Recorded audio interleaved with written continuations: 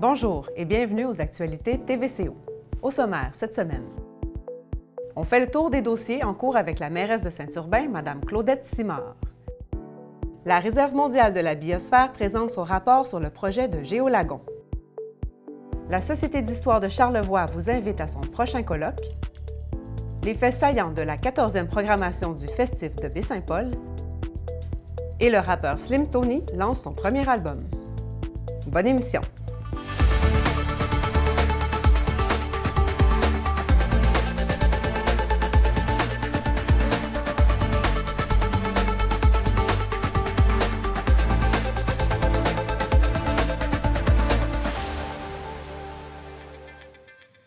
La municipalité de Saint-Urbain se développe à la vitesse grand V. J'ai rencontré la mairesse Claudette Simard afin de faire le point sur les projets en cours. Madame Simard, bonjour. Bonjour.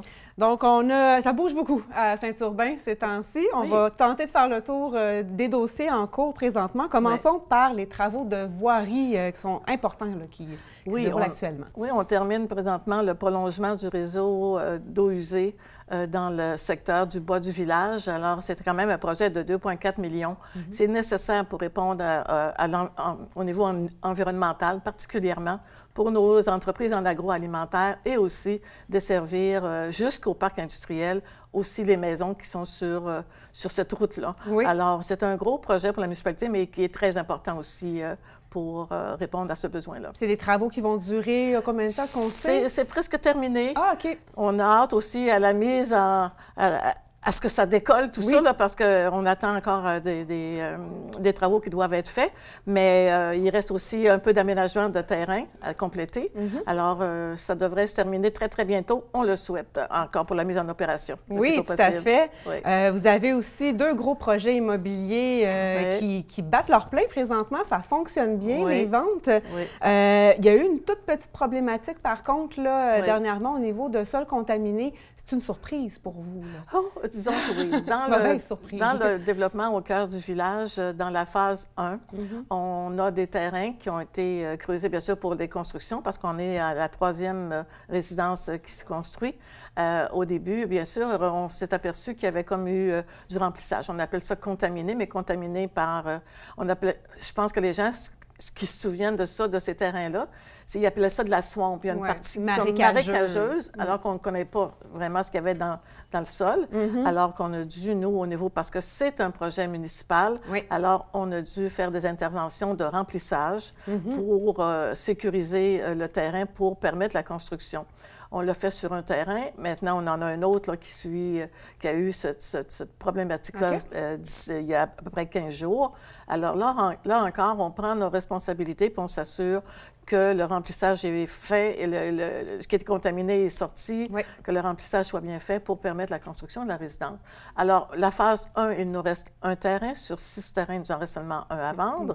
Et ensuite, on aura une deuxième phase, la phase 2, pour fin de l'année, fin de septembre 2023 ou au printemps 2024, pour 14 autres terrains. Donc, c'est populaire. On veut s'établir à Saint-Urbain. Écoutez, je trouve ça intéressant, puis c'est important dans le but d'attirer d'autres familles. Ça, c'est dans le milieu villageois où vous avez les services de proximité. Ensuite, dans le développement Saint-Jérôme, dans le boisé du séminaire, nous avions 2 phases et nous avons terminé de vendre les 40 terrains depuis 3 ans. Je trouve ça exceptionnel. On est tellement fiers qu'on a décidé de faire l'acquisition d'un autre lot dans le rang Saint-Jérôme pour un autre 40 terrains qui seront disponibles dès la fin de l'été. Alors, on trouve ça génial. Mais oui, et c'est des terrains très abordables aussi. Et oui, c'est ça, c'est abordable. Et ceux du milieu villageois aussi, mais c'est pour être capable d'attirer des jeunes familles et qui désirent venir s'installer, des jeunes retraités et autres. Alors, on trouve ça très, très important. Il va y avoir là aussi un sentier pédestre. Oui. Alors, à Saint-Jérôme, ça bouge beaucoup. Je vais vous amener au développement du vélo de montagne. Oui. Qui est dans la rue de la... Saint-Urbain, ville du vélo de montagne, peut-être? Oui, on trouve ça génial parce qu'on se le faisait dire beaucoup par des touristes qui venaient nous voir, qui disaient « Hey, Saint-Urbain, vous devriez développer. Mais là, on a eu la chance de faire affaire avec une équipe de vélo Charlevoix qui avait des compétences là-dedans pour nous faire de beaux sentiers. Je remercie particulièrement Mathieu Simard et Michael Lavoie qui sont des génies là-dedans et qui ont attiré plein de gens. Des jeunes de l'école viennent faire des pratiques. de vélo de montagne sur nos circuits. Parce qu'on a différents niveaux de difficulté quand même aussi. Là. Les sentiers sont accessibles. Oui, c'est accessible familial et un peu plus expert. Ouais. Là, on parle des sentiers qu'on a déjà, mais il y en a des nouveaux. Mais ça continue, là. Oui. Puis on en a un autre projet. Puis, à côté du sentier de vélo, vous avez le sentier Les Florents et Transcanadien maintenant. Oui. Donc, on a tout ça ensemble. On a un nouveau chalet qui a été construit, un nouveau chalet, un poste d'accueil qu'on appelle. À quel endroit? Là aussi, à l'entrée du vélo de montagne, du stationnement du vélo de montagne, ce poste d'accueil-là aura des services d'eau, on va avoir des toilettes, on va avoir... Alors, c'est un gros projet avec un parc pour les enfants qui sera juste à côté aussi. Alors, pour nos jeunes bébés, parce qu'on a beaucoup de jeunes enfants à Saint-Jérôme, alors on est bien fiers de ça, mais il faut qu'il y ait un équipement.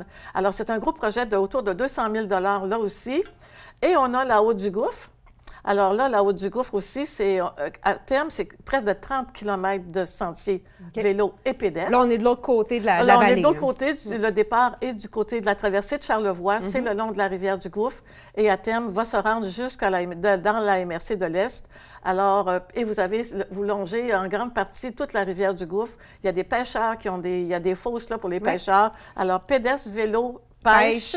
Wow. Alors, on pense avoir là quelque chose d'extraordinaire pour Saint-Urbain et c'est subventionné à 90 %. Et à cela s'ajoute aussi le parc des mines qui bien sûr. Qui s'en vient. Là. Oui, en lien avec ce que je vous ai annoncé tout à l'heure pour le 220 000 qu'on demande, qu'on a besoin pour faire l'ensemble du parc récréo-touristique et aussi avec l'appui de Géoparc.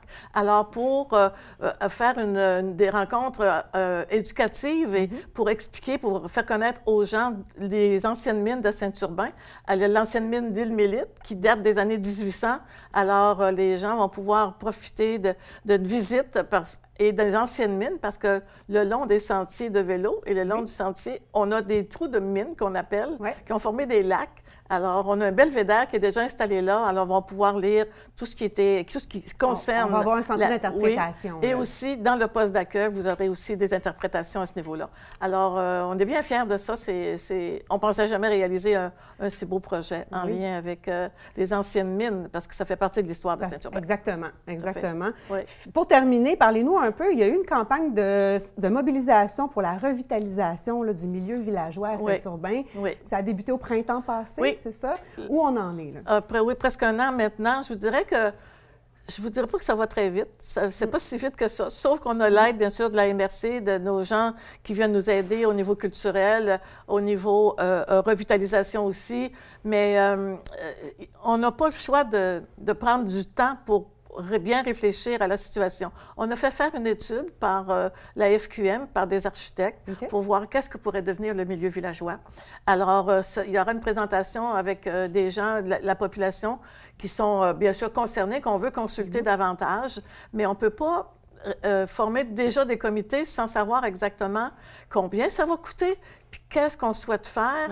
Et y inclure la population de Saint-Urbain. On a des enjeux avec une caserne incendie, on a des enjeux avec qu'est-ce que va devenir l'Église dans les prochaines années, qu'est-ce que va devenir le presbytère, c'est vraiment le milieu villageois, le centre communautaire, qu'est-ce qu'on va pouvoir y inclure, parce qu'on veut avoir des espaces pour des comités ou des conseils d'administration de différents regroupements, que ce soit MADA, on a la FADA qui est déjà là, mais le MADA est très actif.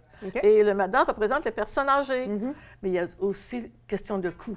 Il y a des investissements.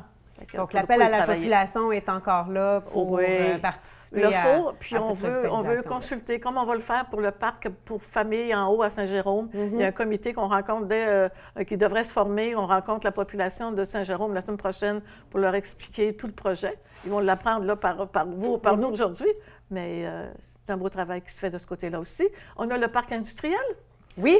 On espère très bientôt d'avoir des annonces officielles pour le projet d'un promoteur à Saint-Urbain, qui est déjà installé à Saint-Urbain. Un gros projet à venir. Un gros projet, puisque la deuxième phase qu'on avait réussi à avoir avec la CPTAQ, c'est qu'il prend l'entièreté du terrain. Donc, pour le moment, on n'a rien de disponible dans le parc industriel. Donc, j'ai hâte de voir, parce qu'on on songe bien sûr à agrandir encore le parc industriel. C'est un beau problème, quelque part. Oui, c'est un beau problème, mais on sait qu'il y a des entreprises qui souhaiteraient avoir des espaces présentement pour le parc industriel à Saint-Urbain. Dites-moi maintenant, quelle est votre réaction face à la remise du rapport de la réserve de la biosphère concernant le projet de Géolagon? Alors, moi, je crois que la réserve de la biosphère a fait un bon travail compte tenu des informations qu'ils avaient, mais en fait, ça me confirme que c'est très préoccupant, un tel projet, et qu'il devra y avoir un travail important de la part de la municipalité et du promoteur, et j'y crois pas. J'en veux pas. Ça ne change rien à votre position? Ça ne change absolument rien à ma position. D'accord. Mais merci beaucoup, Mme Claudette Simard. Ça m'a fait plaisir.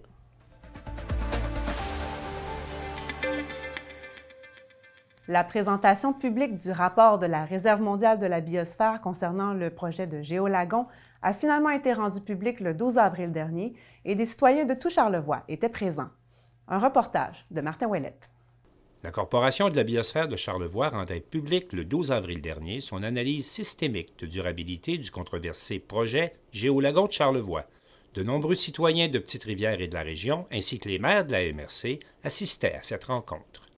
Réalisée à partir des données disponibles en septembre dernier, cette analyse a principalement porté sur l'autonomie énergétique du projet et sur son autosuffisance et sa gestion des grandes quantités d'eau requises pour créer un vaste lagon de 120 000 pieds carrés chauffé à 39 degrés Celsius.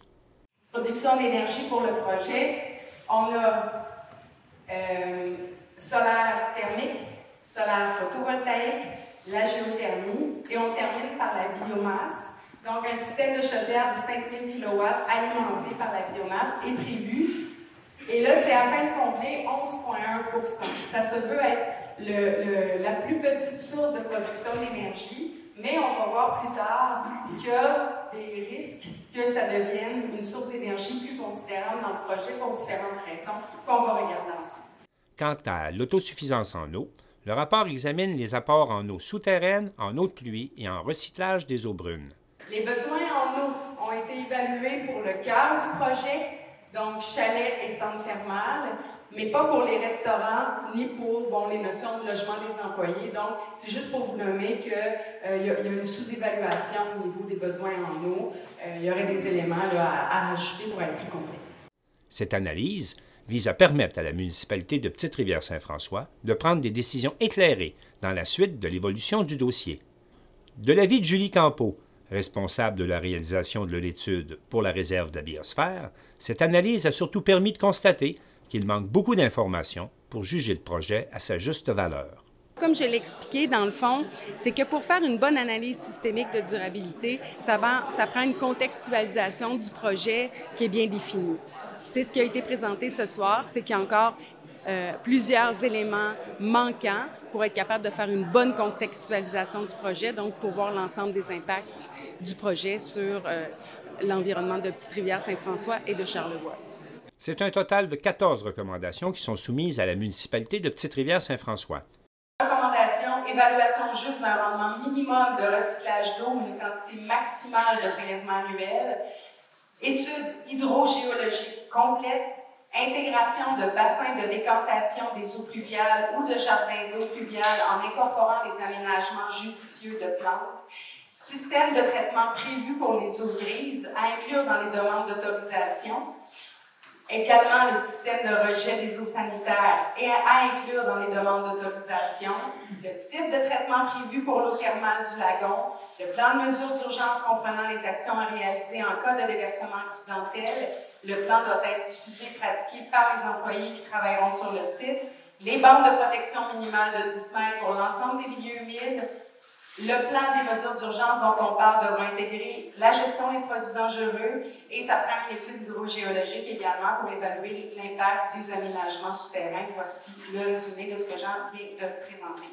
Pour le maire de Petite-Rivière, Jean-Guy Bouchard, ce rapport indique au promoteur les prochaines étapes à franchir s'il veut aller de l'avant avec son projet. C'est le promoteur qui a, lui, les prochaines étapes à faire. Parce que dans l'analyse de la conformité, ça ne rentrait pas dans le zonage. Maintenant, ce qui continue, c'est à lui de nous se faire entendre s'il continue son projet. Mais la biosphère vous propose des recommandations à vous. Oui, bien oui. Qu'est-ce que la municipalité va retenir comme Ah, recommandation? il y a des études qui ont été déposées puis qu'il faut approfondir. C'est ce qu'elle nous dit un peu.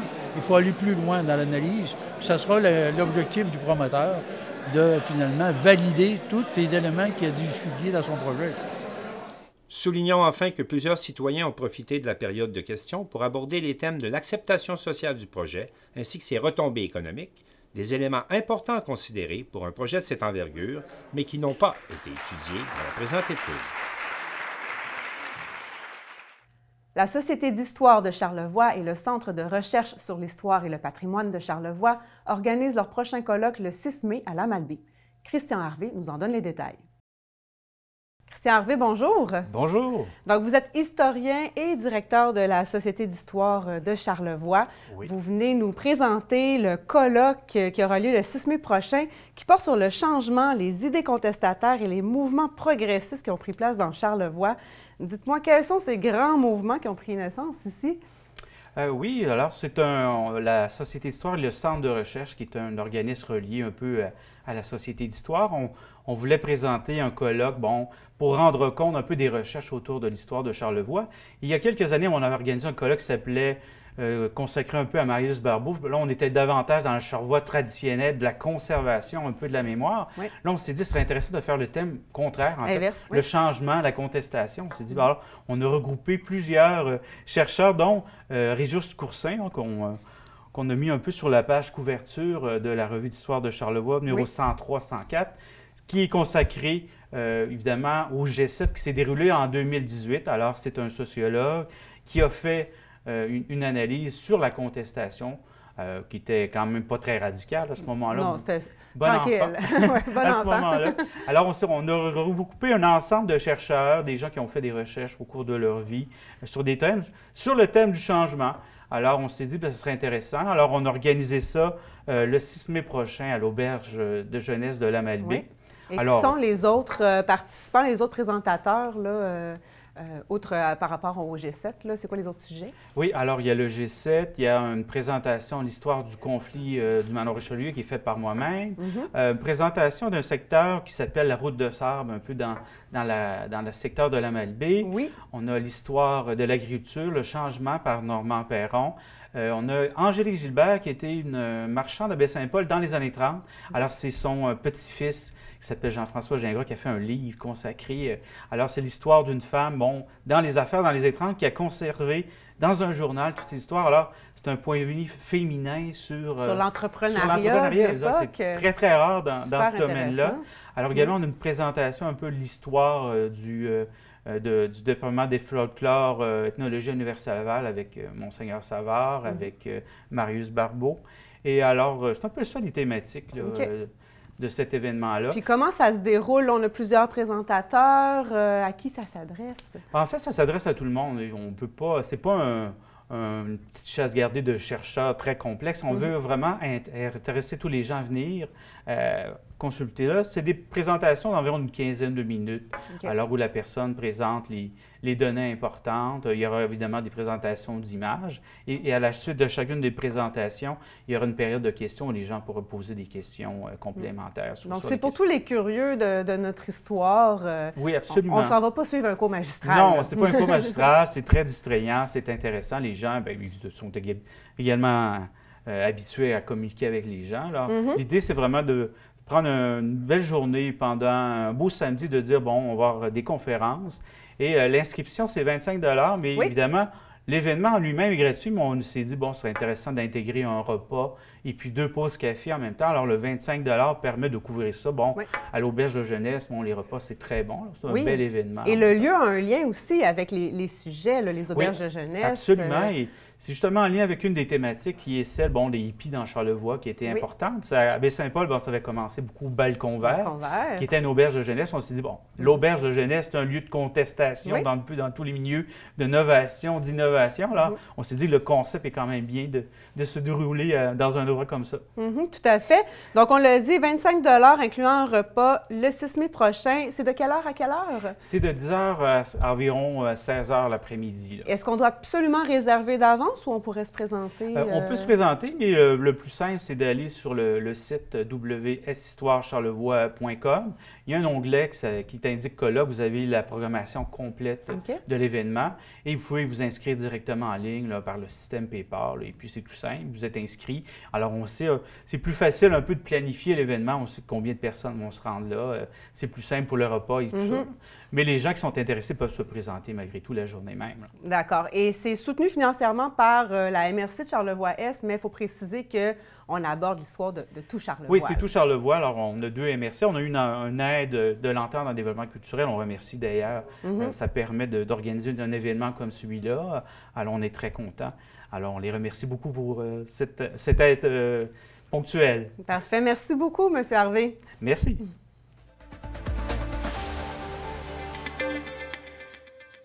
Le Festif de Baie-Saint-Paul vient de lancer sa programmation, encore une fois bien garnie, pour l'édition 2023. En voici un aperçu. Le dévoilement de cette 14e programmation du Festif de Baie-Saint-Paul est encore une fois riche en découvertes, mais aussi en valeurs sûres. Comme Valère, Bleu Jeans Bleu, Safia Nolin, Les Trois Accords et Daniel Bélanger, qui reviennent tous pour une seconde ou même une 3e fois chez nous. It was since she moved in next door. A feeling brewed inside of me. La programmation, personnellement, moi, je l'ai réfléchi depuis une dizaine de mois, donc ça m'obsède depuis un petit bout déjà. Parti en repêchage d'idées et de nouveaux artistes à travers différents festivals autour du globe dans la dernière année, Clément Turgeon rapporte plusieurs trouvailles qu'il souhaite partager avec les festivaliers. Bien, je ramène une couple d'artistes, c'est vrai. En Islande, Wyson Airwave, j'ai déniché entre autres notre tête d'affiche internationale, Emil and the Sniffers, groupe australien de Melbourne. C'est vraiment une expérience à voir live. Il y a Cécile Lacharme, une violoncelliste française aussi, qui a donné vraiment une belle prestation. À Los Angeles, au Desert Days, j'ai découvert Charlotte Adigéry, c'est une musicienne belge qui a sorti un album l'année passée. On a aussi Dakabraka, un groupe d'Ukraine que je connaissais déjà, mais j'ai un peu confirmé que c'était un show à voir. Donc, il y a L'Éclair aussi, un groupe de Suisse, de Genève, que j'ai un peu que j'ai ramené. On s'entend, j'ai découvert à LA, puis je me suis dit, je veux les avoir. Puis je suis allé aussi au Taverne Tour à Montréal. Il y a entre autres La Sécurité, un groupe de Montréal aussi que j'ai découvert là. Donc, c'est vraiment la première année que je me disais, je sors du pays, puis ça a vraiment fait du bien. Ça permet de repérer des groupes que des fois tu écoutes sur un album, puis ça n'a comme rien à voir avec le show. Là. Puis c'était ça ma grosse surprise de plusieurs que je ramène. De plus en plus d'artistes locaux sont également mis de l'avant. Parmi ceux-ci, nous retrouvons Forêt Marine, David Hoff, Slim Tony, Caractère Gras, Tommy Boivin, ainsi que les DJ Snoro, Foin et Mean Bean, qui animeront le parvis de l'église qui garde sensiblement la même formule que les années précédentes. le ciel bleu nous tombe sur la terre. Parmi les nouveautés, les sessions Urbania offriront des spectacles à très petite capacité et 2 sessions d'écoute sont organisées en partenariat avec la Société des loisirs. Oui, Société Loisirs, c'est une entreprise à Québec c'est un disquaire, puis ils produisent aussi à même leur boutique des disques. Donc, il y a des artistes québécois qui font des commandes, des pressages limités. Donc, il y a entre autres Dumas, Cosmologie, il a fait une édition spéciale avec la Société des loisirs. Donc, la personne qui a fait le vinyle de la Société des loisirs est là, Dumas est là, on écoute des chansons de l'album. Puis là, eux, ils vont jaser avec le public, puis même ils vont se jaser entre eux, comment tu approches la production de ce vinyle-là, comment tu décides de le presser comme ça. Dumas va parler un peu des chansons aussi qu'il a écrites. Donc, c'est vraiment des petites rencontres. C'est à peu près 75 minutes. Il y a Dumas, Gabriel Chung qui le font. Puis c'est très mélomane. Là, les tripeux de vinyle vont vraiment triper. Ils vont apprendre un peu le processus de fabrication des vinyles, puis ils vont en même temps jaser avec l'artiste qui est sur le vinyle. Un off festif est aussi annoncé pour la première fois dans l'histoire du festival. Il y a certains partenaires ou des commerçants qui disaient « ce serait le fun, j'aimerais ça, voulez-vous faire un show, exemple, dans le Tony? » Puis là, nous autres, on disait « on a déjà assez de choses, on n'a pas... c'est pas une priorité comme telle, vu qu'on a déjà beaucoup de scènes. » Donc là, on a affaire à ces gens-là. « Voulez-vous en organiser? On va vous aider avec le booking. On va quand même superviser ça, mais vous pouvez organiser quelque chose, puis nous, on va le mettre dans notre programmation. » On les appelle les off festifs pour les distinguer un peu des autres sites, puis qui ressortent du lot. Fait qu'il y a les bonlieuses aussi qui le font. Puis potentiellement d'autres, ça va peut-être créer des petits aussi, puis permettre d'habiter des places de la ville qui sont peut-être moins animées. Le festif de Baie-Saint-Paul se tiendra du 19 au 23 juillet prochain. La programmation complète ainsi que les billets sont disponibles dès maintenant à partir du site Web.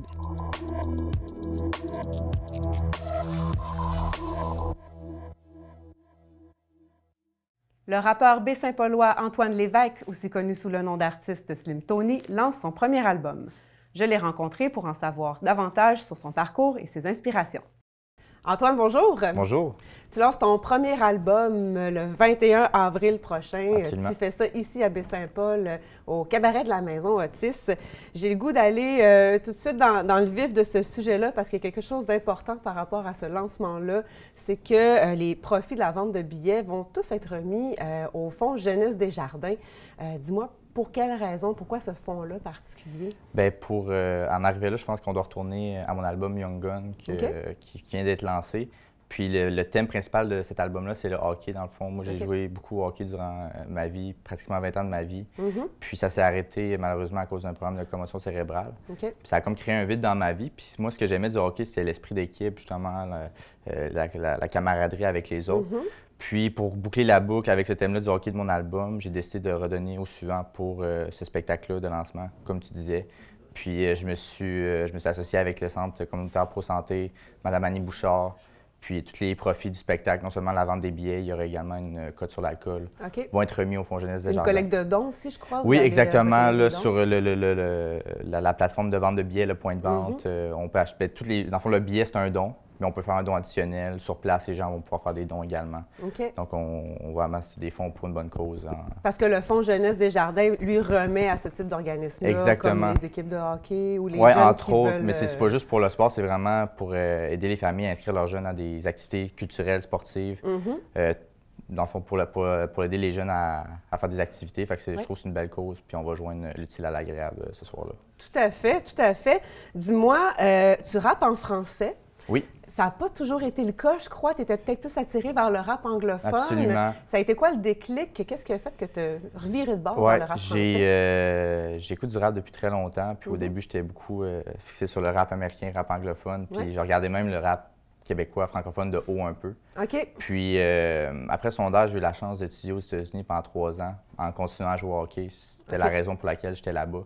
Puis je parlais de plus en plus en anglais. Puis pour rester connecté à ma langue maternelle, j'ai commencé à écouter du rap en français, rap québécois. Puis là, depuis ce temps-là, le déclic qui s'est passé. Fait que ça a été ta façon de rester dans ta francophonie un peu. Exactement. Ça a été qui les artistes que tu écoutais puis qui t'ont inspiré? Le premier que j'ai écouté vraiment de façon assidue, ça a été Corias. Rappeur que j'écoute encore beaucoup aujourd'hui, un de mes rappeurs préférés. Sinon, Manu Militari. Aujourd'hui, j'écoute beaucoup Calamine, qui était d'ailleurs au festival il y a quelques années ici. Sinon, Connaisseur Ticazo. La liste est longue, mais même du rap français aussi, I Am, entre autres. Oui, puis le rap québécois, francophone, de plus en plus, hein, ça prend de l'ampleur. Le hip-hop, le rap, c'est une grosse palette, c'est large. Il y a toutes sortes de styles différents. Il y en a qui sont plus dans la dénonciation, d'autres plus dans l'humour même. Toi, tu te situes où là-dedans? Moi, je me dirais que je suis peut-être un peu dans le milieu de tout ça. Je rappe beaucoup à propos de moi, de ce que j'ai vécu, mon quotidien. Puis, c'est ça, pour ce qui est du style de musique, je suis plus old school, ce qui est boom bap. Si on écoute mon album, on va faire... Si on écoutait du rap des années 90, on va peut-être voir une petite référence de ce côté-là. Fait que je dirais que je suis plus dans ce style-là. Tu as parlé de hockey. Bon, on comprend que ça prend beaucoup de place dans ton histoire. C'est quoi les autres thèmes que tu abordes? Bien, en ayant le hockey comme thème central, je touche aussi à d'autres sphères sur lesquelles j'ai des choses que j'ai vécues dans le fond. Les côtés moins roses du hockey comme la misogynie, l'homophobie, aussi même la santé mentale. Des fois, le hockey, c'est comme ce qui se passe dans la chambre reste dans la chambre, ce genre de trucs-là, pas parler de ses émotions. Ouais, c'était une façon. On entend beaucoup parler. Exactement. Fait que c'était comme un moyen de parler de ces choses-là, mais aussi des choses du quotidien. Je parle beaucoup de mon enfance aussi dans tout ça. Fait que c'est vraiment un projet assez personnel, je dirais. Tu viens de Charlevoix. Oui. Donc là, tu ne vis plus ici, tu n'es pas loin, Québec. Ouais. Donc, tu es encore bien attaché Absolument. ici, tes racines sont là. C'est pour cette raison-là, j'imagine, que tu lances l'album ici. Charlevoix, on l'entend aussi parler dans tes chansons. Ouais. Ben, on dit-tu des chansons? Oui, des chansons. On dit des chansons. C'est quoi pour toi Charlevoix? C'est quoi l'essence de Charlevoix? Ben moi, je trouve qu'il y a vraiment quelque chose d'unique à Charlevoix. Moi, je suis vraiment fier de Charlevoix. J'habite à Québec, mais à chaque fois que je rencontre des gens, je suis un Charlevoisien avant tout. Puis il y a juste ce côté organique-là sur l'album. Les deux gars qui font les beats, c'est des gars de Charlevoix qui habitent à Baie-Saint-Paul, comme moi. Moi, il y a juste quelque chose avec le produit du terroir aussi, tout ce qui est tu es un produit organique, du terroir. Exactement. Puis c'est ça, j'ai lancé un EP il y a 2 ans, puis ça s'appelait Produit du terroir. Fait que c'est comme je continue dans cette même lancée-là un peu. Oui. Parlons justement des gens qui t'entourent, parce que là, tu t'autoproduis, si j'ai bien compris. Oui, avec tu es un artiste indépendant. Exactement.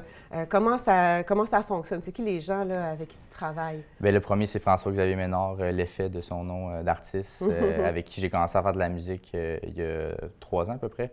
Puis, c'est vraiment... On est souvent ensemble, on pratique ensemble. C'est lui qui fait la musique, dans le fond, sur laquelle je rappe. Puis c'est ça aussi que j'aime pour refaire le lien avec Charlevoix, c'est très organique. Oui. Maintenant, avec Internet, on peut acheter des beats sur Internet de façon vraiment simultanée, mais là, c'est quelque chose qui est vrai, qui est fait de A à Z entre nos mains, même avec Vincent Berlinguet. Oui, Vincent Berlinguet qui fait le beatmaker. Exactement. Donc, moi, c'est ça que j'aime faire de la musique, vraiment la collaboration entre les artistes. Puis sur mon album aussi, il y a un autre rappeur, Lost Camper, qui est un rappeur de Baie-Saint-Paul, qui habite à Clermont présentement. Donc, tout est resté dans Charlevoix. Fait que ça fait une belle dynamique, je trouve. Oui, effectivement. Donc, Slim Tony, le 21 avril prochain, au cabaret de la Maison Otis, les billets sont en vente déjà maintenant? Oui, c'est disponible sur le point de vente. Pointdevente.com, Slim Tony au cabaret Otis. 10 je crois, c'est rien. Non, c'est ça. Puis rien. On peut en apporter un peu plus pour donner. Oui, exactement. Puis ça va pour une bonne cause, fait qu'on va avoir du fun. Tout à fait. Et ton album est déjà disponible là, sur toutes les plateformes. Exactement. Young Gun. Parfait. Bien, merci beaucoup, Slim Tony. Merci à vous. Non, on se voit le 21. Bien sûr. Salut. C'est ce qui conclut les actualités cette semaine. Au nom de toute l'équipe, merci d'avoir été des nôtres et à la prochaine.